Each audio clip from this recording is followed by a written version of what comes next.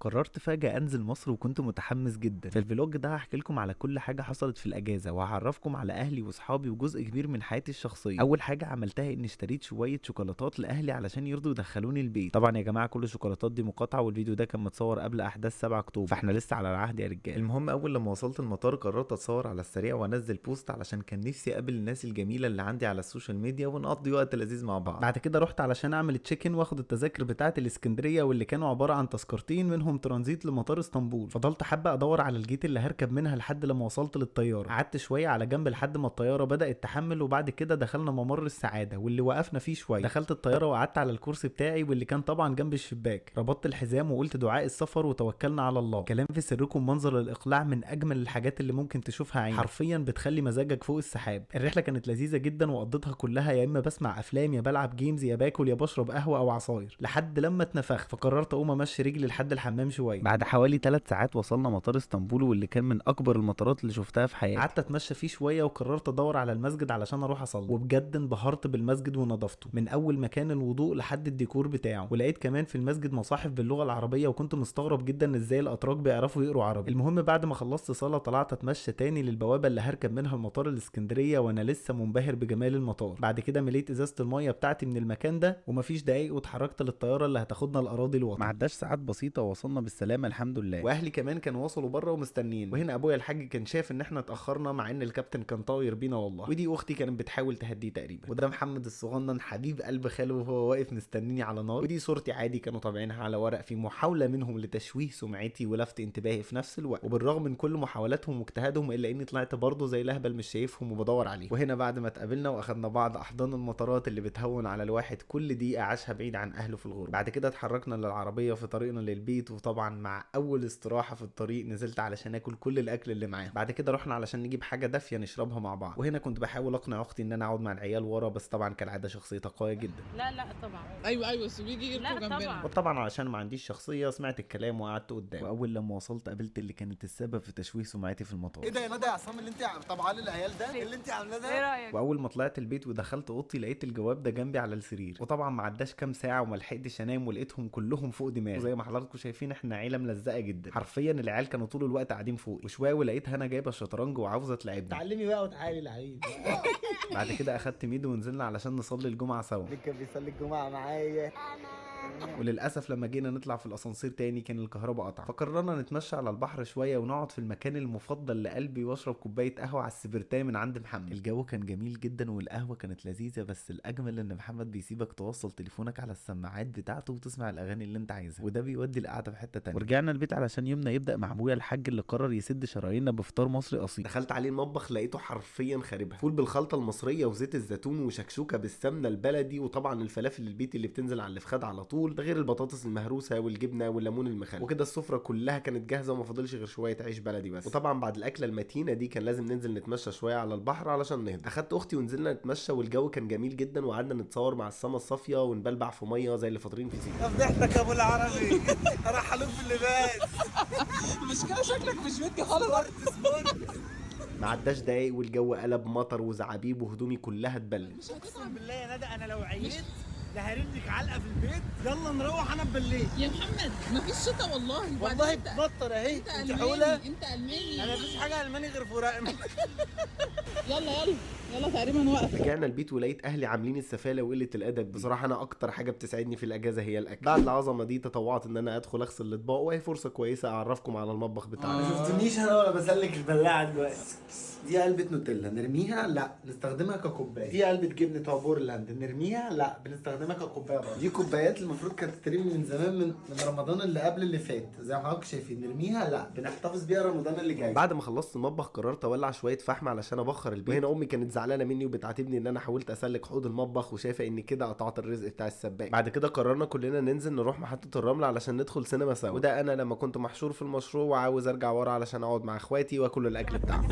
وزي ما حضراتكم شايفين انا بقضي 80% من الاجازه بتاعتي باكل بس. يا محمد مش هينفع تاكل. خليك قطر اكل براحتي. يا خرابي. طمية يا ولد استنى. وصلنا محطه الرمل، وهنا اختي العزيزه كانت عايزه تصورنا في نص الشارع. موقفين الشارع. من كنت وصلنا السينما وقطعنا التذاكر وقررنا نروح نشتري شويه تسالي لزوم الفيلم. الخدامه بناكلها زينا بالظبط.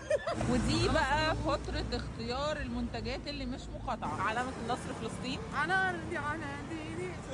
بعد كده دخلنا الويتنج اريا علشان كان فاضل دقايق بس على العرض، وهنا ماما كالعاده قررت تصلي فجاه في اي مكان، واول لما دخلنا القاعه قررت تعمل لنا كلنا رقيه شرعيه. احنا كده بنحب نبتدي الفيلم برقوه شرعيه. بايه؟ رقوه شرعيه. بعد ما خلصنا الفيلم خرجنا نتمشى شويه ونروح نضرب فريسكا من عند عادل. تعالوا اعرفكم عليه، ده عادل احسن واحد بيعمل فريسكا في اسكندريه، هتشم ريحتها وانت لسه على البحر، هتلاقيه موجود في محطه الرمل. ما تنساش تجرب كل حاجه عنده، صدقني حتى لو مالكش في الحلو هتجوع اول لما تعدي عليه. يعني ده احسن. عمرك ما شفت فريسكا ولا ايه؟ الله لا الله. وبكده يكون يومنا خلص وروحت انام علشان عندي ميعاد مع ابويا الحاج الصبح، واليوم هيبدا معايا في الطريق للبنك. بعد ما اقنعته ان احنا ممكن نروح مواصلات علشان نحافظ على البيت، فعلا طلعنا نركب مشروع من على البحر. وزي ما حضراتكم شايفين من الاوتفيت بتاع الحاج قد ايه انا عشت عمري كله بعاني من اختيارات لبسي علشان الحاج يبطل يقول عني معفن وعر. وده ابويا بعد ما ركبنا المشروع وهو مش طايقني ولا طايق السواق علشان شايف ان هو بيقف كتير. طب ما ده العادي يابا. المهم الحمد لله وصلنا بالسلامه البنك وخلصنا اللي جايين علشانه ومشينا. بس طبعا كملنا اليوم بالعربيه علشان الحاج ما اقتنعش بحوار البيع، وده يثبت لنا ان احنا مستلمين الكوكب منهم خربان. بعد كده رحت علشان اقابل اخواتي في السوبر ماركت علشان نشتري منشر للبيت، بعد ما امي خلصت المنشر بتاعنا وبتاع الجيران والمناطق المجاوره مع مراعاه فروق التوقيت. بعد كده رجعنا البيت علشان نتغدى، والنهارده كان الاكل سمك مبطرخ ورز معمر. بعد كده قررت اجيب طبق ميه كبير واحط فيه مكعب ملح من اللي جبته معايا من سيوه، واللي بالمناسبه كانت رحله ولا يا ولا، واللي هحكي لكم عنها بالتفاصيل كمان شويه. نرجع للطشت بتاعنا، وزي ما حضراتكم شايفين الخصوصيه عندنا في العيد، كله نزل معايا في قلب الطبق زي ما يكونوا هيغسلوا ذنوبهم. ودي رجل ابويا الحاج قعدت ادعكها له بالملح بعد يومنا الطويل. بعد ما خلصنا فقره الطشت المتين كان في مفاجاتين، واحده من امي وواحده من اختي. احب ابدا بهديه امي اللي جابت لي السجاده اللي مكتوب عليها الحاجه ام محمد، والمصحف ده كمان اللي كان ليه نفس الشكل والملمس بتاع السجاده. وهنا امي وهي بتكتب لي اهداء بخط ايديها وقالت لي ان باباها عامل معاها كده بالظبط. ودي هديه اختي اللي جابت لي البرفيوم المفضل لقلبي، بس في نفس الوقت كنت متضايق علشان انا بكره الهدايا الغاليه. ندى دي غاليه قوي يا ندى. والله ما تغلى يا عليك. بنت الايه يا لذيذه. كده انا والله ريحتها وحشتني عامة. حبيبي.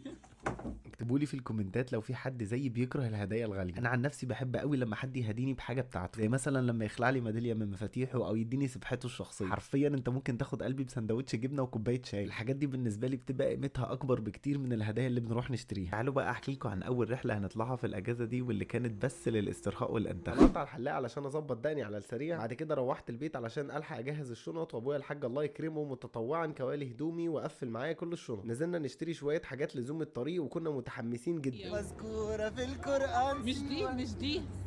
وماما قررت تشتري نص مخزون البسكوت اللي عند الراجل. خلصنا ورجعنا للعربيه تاني وشدينا الاحزمه وتوكلنا على الله. مش محتاجة يا الله على الخلقة السوداء. الطريق كان لذيذ وما حسيناش بيه، خصوصا واننا وقفنا اكتر من استراحه. وهنا اليانسون اللي طلبته كان عايز يقول لي حاجه. انا طلع لي الجمله دي: متى ستبدا رحلتك داخل نفسك؟ وامي كان نفسها في شويه نعناع اخضر بس ما كانش فيه نعناع، لولا ان الشباب اللي شغالين في الكافيه جابوا لها شويه من الجبل واتبسطت بيهم جدا. بعد كده قررنا نصور الحبوب والجروح اللي في جسمنا علشان نقارن النتيجه بعد الرحله. ما عداش ساعات ووصلنا سيوه على الساعه 6 الصبح وكان الجو برد سيكا. رحنا نجيب ميه على السريع قبل ما العربيه تيجي تاخدنا للفندق، ودقايق واتحركنا، بس وقفنا في الطريق علشان نلحق صلاه الفجر حاضر علشان ربنا يبارك في السفريه. تقبل الله يا حبيبي. منا ومنكم يا روحي. من اول ما وصلنا الفندق واحنا بدأنا نحس بالاجواء البسيطه اللي بتسحر من جمالها، زي تصميم الغرف والتراس ومنظر الشروق من على البحيره اللي كانت الفيو بتاعنا كل يوم الصبح. اجمل حاجه ممكن تبتدي بيها يومك مع ناس بتحبها. شكله كان عظمه، حاجه كده ولا يا ولا. بعد شويه غيرنا هدومنا ورحنا علشان نفطر على البول على صوت الست ام كلثوم. حسيت اني اتخلقت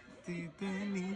الفطار كان لذيذ جدا والاجواء كانت ولا يا ولا. واحب اعرفكم على القط الجميل ده اسمه عبد الوهاب، واللي هيشاركنا الفطار كل يوم. بس احسن حاجه حصلت لنا على الفطار هو اننا قابلنا طنط اللي اتعرفت علينا وكانت قاعده على الترابيزه اللي جنبنا. بعد الفطار رجعنا نمنا شويه علشان نريح من السفر ونقدر نكمل اليوم. وطبعا لما صحيت اول حاجه عملتها اني بتشكل وزر بالسنس كده علشان اقرر هلبس ايه، وكالعاده انا اول واحد خلصت. وصلت احط مكياج انا عمك دهب انط سكاش انط في البول عملت تاتو على الفخذ. بعد كده اتحركنا من الفندق للعربيه اللي مستنيانا بره. بالمناسبه الفندق اللي كنا قاعدين فيه كان اسمه دهيبه. هسيب لكم كل التفاصيل في اول كومنت عشان لو حد فيكم حابب يعيش نفس التجربه. ركبنا العربيه علشان نقابل علي امبيو، اجمد تور جايد في سيوه بلا منافس. بعد كده اتحركنا على مكان اسمه طواغين واللي هنقضي فيه باقي اليوم لحد الغروب. اول لما دخلنا المكان لقينا حمام كتير قوي وقعدنا ناكله. بصراحه تجربه ممكن اقضي فيها اليوم كله ما عنديش مشكله، حاجه كده مريحه جدا للاعصاب. انصحكم كلكم تجربوها. طب خلاص. لا سيبيني. انت وشك مهديني.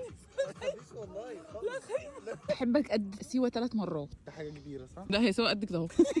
اتحركنا على بحيرة سيوة علشان هنحضر الغروب من هناك. الجو كان هادي جدا ومريح للأعصاب بشكل مش طبيعي، وقررنا نقضي باقي اليوم حافيين علشان نلمس الطبيعة أكتر مع شوية شاي سيوي باللويزة. واللي فيكم ما يعرفش اللويزة هي نبتة بتدي الشاي طعم الليمون مع النعناع، ومش هتلاقيها في مكان تاني، فحاول قبل ما تمشي من سيوة تشتريها. وبما إن الغروب كان فاضل عليه حبة فقررنا نروح نتمرجح شوية، وحاولت أشرح لأختي الميكانيزم بتاع اللعبة خصوصا وإن هي سيمبل فيزيكس. انا الفرص وزن، لو جيت كده هبقى وشي اخف منك. هندسه اسكندريه. يعني ببساطة لو زودت المسافة بتاعتك بعيد عن محور الدوران هتكسب. ايه ده الموضوع يا جماعه؟ انا كنت فاكراه اتفه من كده بكتير. وطبعا محدش كان فاهم حاجه فقررنا نتبسط وخلاص. رجعنا تاني على البحيره علشان نحضر الغروب، واللي كان اجمل غروب شفته في حياتي من كتر ما كانت الوان السما بتتغير بشكل مش طبيعي. حرفيا بين كل دقيقه والتانيه شكل السما بيتغير. عشان كده نصيحه مني، اوعى تمشي لحد لما السما تضلم خالص وتختفي اشعه الشمس تماما. بعد كده اتحركنا على مكان اسمه تزيري علشان نعيش اجمل تجربه عشاء رومانسي مع العيله. لما وصلنا المكان لقيناهم مجهزين السفره وكانه ديت، والجو كان هادي جدا ومفيش اي صوت ولا اضاءه غير النار دي، وده خلانا نعيش تجربه الاكل بشكل مختلف، خصوصا وان الاكل كان اصلا طعمه تحفه. واكتر حاجه عجبتني هو طاجن اللحمه بالقراصيه والمشمشيه، وكمان طاجن الخضار وطاجن البوريه، والحلو كان طاجن شوكولاته بالفواكه عظم. ونهينا اليوم بالمشروب الرسمي في سيوه على شويه حكاوي من التراث السيوي هبقى احكي لكم عليها الفيديو اللي جاي. وفجأة لقينا نفسنا في حفلة بدوية وبنتعلم الرقص السيوي.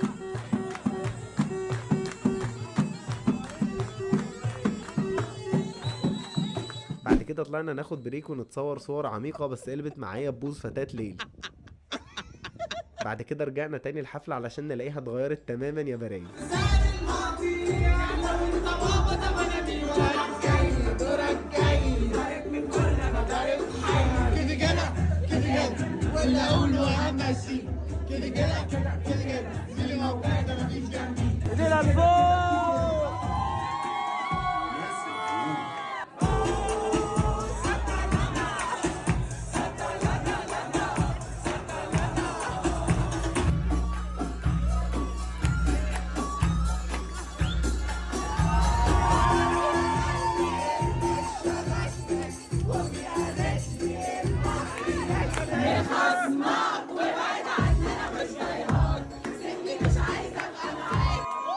بعد الفرهدة دي كان لازم نروح ننام شوية علشان بكرة الصبح يوم طويل. صباح الخير يا فدائين، بدأنا يوم جديد. جهزنا شنطتنا بسرعة واخدنا معانا المايوهات وطلعنا في اللوبي بتاع الفندق علشان نلحق نشرب اي حاجة قبل ما نتحرك. دقايق ووصل شافعي بالتروسيكل بتاعه واللي يعتبر وسيلة التنقلات الرسمية في سيوة. اخدنا كلنا سيلفي مع بعض على السريع واتحركنا على سنتر المدينة واللي بيبعد 20 دقيقة بس من الفندق. بدأنا يومنا في محل صغير كده اسمه سلو، وهنا لازم اقف شوية علشان احكي لكم قصة المكان ده. صاحبة المحل اسمها ميار، اسكندرانية وقعت في حب سيوة من 2007 وقررت تكمل حياتها هناك. عندها هتلاقي اجمل حلويات في سيوة بلا منافس. المحل بسيط جدا وكل ركن فيه بحكايه، وبجد ده اجمل مكان ممكن تبتدي فيه يومك، خصوصا لو انت بتحب القهوه، لان عندها 3 اختراعات مش هتلاقيهم في اي مكان تاني: قهوه بالمانجا، قهوه بالبطيخ، قهوه بالفراوله. ونصيحه حاول تجرب كل الحلويات اللي عندها علشان اختراع، خصوصا وان ميار بتسيبك تكتشف الطعم بنفسك قبل ما تقولك على المكونات. بعد كده اتحركنا علشان نروح معبد ام عبيده، وهو المعبد التاني للاله امون. ودي اختي كالعاده كانت بتحاول تتحشر ما بيني وما بين امي في الصور. المهم بعد دقايق وصلنا للمعبد، واللي كان للاسف ظاهر فيه اثار للزلزال اللي دمر جزء كبير منه سنه 1811. وانا شخصيا بحب اسمع قصص الفراعنه خصوصا لو هتتحكي من اهل البلد. بعد كده اتحركنا تاني علشان نزور قاعه تتويج الاسكندر او معبد الوحي، المكان اللي اتسمى باسماء كتيره قوي واللي هحكي لكم قصته دلوقتي. عشان ابين لك قد ايه الحضاره المصريه كانت قديمه. عارفه كيلوباترا ما بينها وما بين الاهرامات قد ايه؟ كيلوباترا لما كانت بتتكلم على الاهرامات زي احنا كده بنتكلم عن ارسطو من 2500 سنه. تعالوا بقى احكي لكم حكايه المكان ده معبد اتبنى لعباده الاله امون، سمى بمعبد الوحي لانه ببساطه كان مهبط الوحي اللي كان بيلجأ ليه المصريين القدماء لما يحبوا يسالوا عن حاجه هتحصل في المستقبل، وعشان كده اتسمى برضه بمعبد التنبؤات. المكان متقسم لاكتر من قاعه علشان لما تحب تسال عن نبوء، اول حاجه لازم تمر عليها هو البير المقدس واللي هتغتسل فيه من ذنوب. تاني مكان هو قاعه تقديم الهدايا والقرابين للاله امون، واخيرا قاعه قدس الاقداس او غرفه الكاهن الاكبر واللي تقدر تساله عن النبوءه بتاعتك. والسبب من بناء المعبد في المكان ده هو ان سيوه كانت استراحه لقوافل قوافل تجاريه كبيره، وطبعا دي انسب طريقه تنشر بيها عباده الاله امون بره مصر، واللي كانت بتتحكي على لسان التجار والقوافل. ومن اشهر الاساطير اللي ارتبطت باسم المعبد هو اختفاء جيش قمبيز، واللي كان مكون من 50,000 جندي بعتهم ملك الفرس لهدم المعبد علشان يثبت للمصريين فساد عقيدتهم للتنبؤات اللي بتحصل فيه. بس الغريب ان الجيش ده اختفى بالكامل في الصحراء. ومن القصص اللي برضو ارتبطت بالمعبد هو تتويج الاسكندر الاكبر كابن للاله امون، ودي كانت افضل طريقه للاسكندر علشان يتقرب بيها للمصريين، خصوصا وانهم كانوا شعب متدين بطبعه. بغض النظر عن كل الاساطير اللي ارتبطت بالمعبد، الا انه افضل مكان تقدر تشوف فيه سيوه من فوق. المنظر بجد يستاهل المشوار. بعد كده هنتحرك على اغرب مكان نزلت فيه ميه في حياتي. بغض النظر انت بتعرف تعوم ولا لا، مستحيل تغرق في المكان ده غير ان الميه ليها مفعول السحر في ان هي تشفيك من امراض جلديه كتيره جدا بمجرد ما تلمسها. المكان هو البحيرات المالحه الموجوده في سيوه، واللي بتنتج كل سنه 8000 طن من اجود انواع الملح في العالم. نسبه الملوحه في الميه دي عاليه جدا، بتوصل ل 97%، يعني حوالي 3 اضعاف ملوحه البحر الميت. ومن تجربتي احب اقول لك حاول تقضي اليوم حافي، لان الارض كلها ملح، وده هيساعدك اكتر في انك تفرغ كل الطاقه السلبيه. تاني نصيحه، خلي دايما حركتك بطيئه علشان لو انجرحت وانت في الميه دي الوجع هيكون صعب جدا، وده لان الجرح هيتكوي في ساعتها من ملوحه الميه. تالت حاجه، ما تقلقش لما تلاقي الميه ساقعه، مجرد ما هتنزل هتلاقي كل حاجه تمام. خلي حد بس يعدلك 1 2 3 وبعدين نام على ظهرك.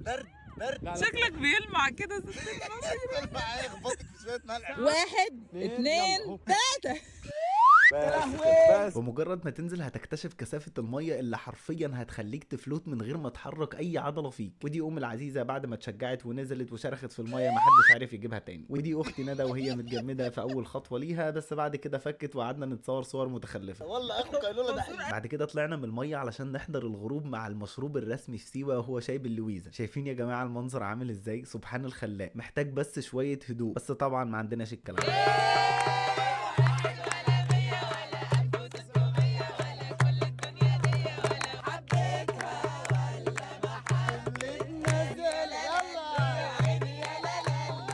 طبعا بعد الفرهده وشويه الميه دولت كانت احلى حاجه نعملها ان احنا نروح نتعشى في مكان فخم، عشان النهارده في مكان اسمه اضرار ازوار، يعني الجبل الكبير بالامازيغي. اول لما دخلنا المكان عجبني جدا بساطته وتوزيع الاضاءات فيه، واحنا علشان كنا جعانين جدا ما ضيعناش وقت وطلعنا على الترابيزه اللي كانت محجوزه لنا في الدور الثاني. دقايق والاكل نزل، واللي كان طعمه ولا يا ولا، هتاكل صوابعك وراه. وطبعا بعد ما نسفنا الاكل سمعنا صوت دوشه كده جاي من بعيد، فضلنا ماشيين ورا الصوت علشان نقابل في الاخر ناس زي العسل، ونبقى للمره الثانيه جزء من سهره بدويه امازيغيه معتبره.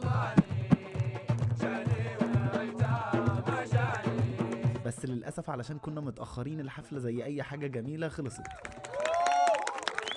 بس الفايبس بتاعتها كملت معانا الباقي اليوم. الجميل كمان ان بعد الحفلة كان في معانا ناس صوتها حلو جدا، فقررنا نغني كلنا مع بعض. اطلع متاك انت لقيتك بتغير كل حياتي، معرفش ازاي يخرب بيتك، معرفش ازاي. وطبعا ما كانش ينفع ننهي السهرة غير لما نهيص تاني قبل ما نمشي.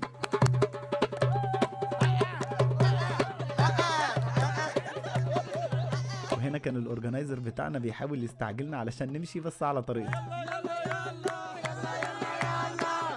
وبعد يومنا الطويل ده ما كانش ينفع نرجع الفندق من غير ما نسترخي في حمام ميه كبريتيه، واللي هتبقى من النهار عاده هننهي بيها كل يوم في سيوه. اجمل حاجه فيها انها بتخليك تنام بسرعه نوم عميق علشان تكون جاهز لليوم الجديد. والنهارده يومنا بيبدا في مكان اسمه عين كيلوباترا، واللي بيقال ان كيلوباترا شربت منه خلال مرورها من الصحراء الغربيه، بس ما لقيتش دليل تاريخي موثق للقصه دي. عموما المكان كان لطيف جدا، وعين الميه دي على فكره طبيعيه وتقدر تنزلها عادي، وممكن كمان تستمتع بالمنظر من فوق وتطلب لك حاجه تشربها. احسن مشروب هناك هو المشروب السيوي، واللي عباره عن بلح وموز ونسكافيه ولبن. ولو حابب تجرب حاجه مختلفه انصحك بمانجا بالريحان. حلو بس ده احلى بجد؟ بعد كده اتحركنا على السوق علشان نشتري شويه حاجات لزوم السفاري. انا جربت اكتر من عبايه واكتر من شال علشان اعرف اتصور صور كويسه في الصحراء، وبصراحه البياعين كانوا لطاف جدا معايا، كفايه صبرهم عليا وانا بلف الشال اكتر من مره. طلعت النضاره مش شايف. مقاسك بالملي. وبعد شويه بهدله استقرينا على الطقم ده في الاخر، وبصراحه كان حلو جدا في التصوير. بعد كده قررنا ننهي اليوم في عين ميه كبريتيه، واللي بتكون طالعه دايركتلي من بطن الارض، واللي بتكون سخنه جدا لدرجه انك بتبقى شايف البخار طالع منها. بجد بتخليك تنام نوم عميق وتقوم فايق حتى لو نمت ساعتين بس. وكعاده كل يوم انا كنت اول واحد جاهز، فقررت اطلع اشرب شويه قهوه على الفيو التحفه ده على ما اهلي يجهزوا. ولما اتاخروا عليا شويه قررت اروح اصلي الصبح على البول، بس مفيش دقايق وكانوا كلهم جاهزين. قعدنا نتكلم شويه قبل ما التروسيكل يجي ياخدنا، واستغليناها فرصه نسف على طريقه ماما وهي بتحط ميك اب. كده تمام. بعد انتوا عامله ازاي؟ شايله كله، مش عارفه اعمل ايه عشان تقوم شايله كله اهو. بتهزري يا خلاص ماما. خلصت، بس خلاص كده. باكل في اليوم 3. ما يبقاش البني ادم اجرب ويضايق ولا يبقى مقفر ومتمكش. بعد كده اتحركنا على وسط البلد وتمشينا فيها شويه لحد لما وصلنا المكان ده، ودي كانت اجمل بدايه فريش ممكن تبدا بيها يومك، خصوصا وان القصب ده غير اي قصب جربته قبل كده. ده قصب باللويزه الخضراء، النبته اللي هتدمنها قبل ما تمشي من سيوه، علشان حرفيا بيستخدموها في كل حاجه. بعد كده قررنا نركب شويه عجل علشان نلف بيها سيوه كلها، لحد لما وصلنا مكان عامل زي المتاهه، دهاليز وشوارع ضيقه كلها شبه بعض، الهدف منها ان اي حد غريب يدخلها يكون سهل قتله. المكان كله مبني من ماده الكرشيف، واللي عباره عن ملح وطين ورمل، واللي لما بتنشف بتكون بصلابه الاسمنت. المكان ده مش مجرد قلعه او حصن اتبنى سنه 12 ميلاديه، انما كمان كان بدايه واحد سيوه. المكان اسمه قلعه شالي، واللي من اهم المزارات السياحيه في سيوه، مش بس علشان المكان اثري، لكن كمان علشان هتشوف من هناك اجمل غروب. وعشان اكون صريح معاكم، احنا كنا مخططين اننا نشوف الغروب من القلعه، بس لما طلعنا فوق وكشفنا المدينه كلها لقينا سبوت احسن ما فيهاش غير 2 اجانب بس. وعلشان انا شخص غلاوي اقنعت اختي الصفرا اننا نروح ناخد منهم السبوت دي. طبعا ما تعملوش كده، انا بهزر. وبالرغم من ان المكان اللي قررنا نروحه شكله قريب من فوق، الا انه كان فعلا بعيد ومتعب جدا الوصول اليه.